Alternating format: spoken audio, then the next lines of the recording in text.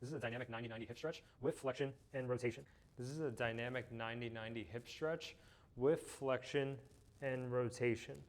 So we're gonna be in the traditional 90-90 position to start. It's called 90-90 just based on the angle that our thigh and our shin makes. Now, while keeping this position, making sure that we're nice and tall, chest up, our spine is relatively straight versus really being bent sideways or rotated. We're gonna start here.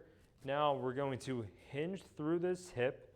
So I'm going to lean forward, I'm going to rotate, and I'm going to reach with this right arm as far as I can while keeping both feet. This is a dynamic 90-90 hip stretch. So it's called 90-90 just based on the angles that our thigh and our shin make. With this front leg, if I look at this angle as well as this back leg, it makes a nice 90-degree angle. Now you can use a yoga block to put under your butt on the front leg if you need it, just to help get into better position and make sure that you have your chest up, your spine is relatively in a neutral position, straight versus being really bent. I'm gonna demonstrate it without the block. Once we get into this position, I like to have my hands to my sides. I use them as kickstands to sort of help keep my chest up, get my spine in the position that I want it to be in, and then I feel more of a stretch in my front hip. Now, while in this position, I want you to lead with your chest and your nose by leaning forward and hinging at this hip here versus sinking down and bending through my back. So we're gonna keep that chest up, we're gonna lean forward, and you should feel a pretty good stretch in the front leg on the outside of the hip where your butt is. You're gonna feel it more so on the outside, but as long as you feel a stretch in this relative area, you're performing the stretch correctly. So again, get set up, lead with the chest and the nose, lean forward. I feel a pretty good stretch there. Now I'm just gonna come back out of it. I'm gonna lean forward again.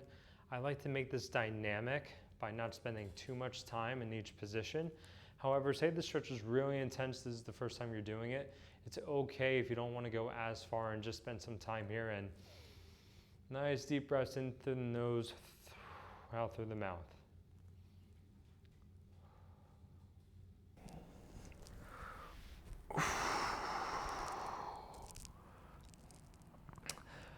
First things first, lay on the floor. And then in this position, you want to bring one leg over the other.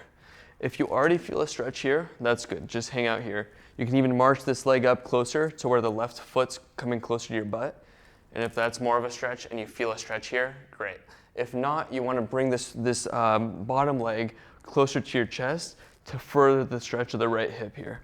So what I'm going to do is thread the needle, bringing my legs through this leg, or my arms through the leg, grabbing the shin bone, and then pulling my knee in towards my chest. Pulling this leg in is going to further the stretch of this opposite hip. So basically you want to pull it as close as you can, and then you'll feel the stretch in the back of the hip, and then slowly come back off to where you come back with the left leg down, and then you can relax this leg.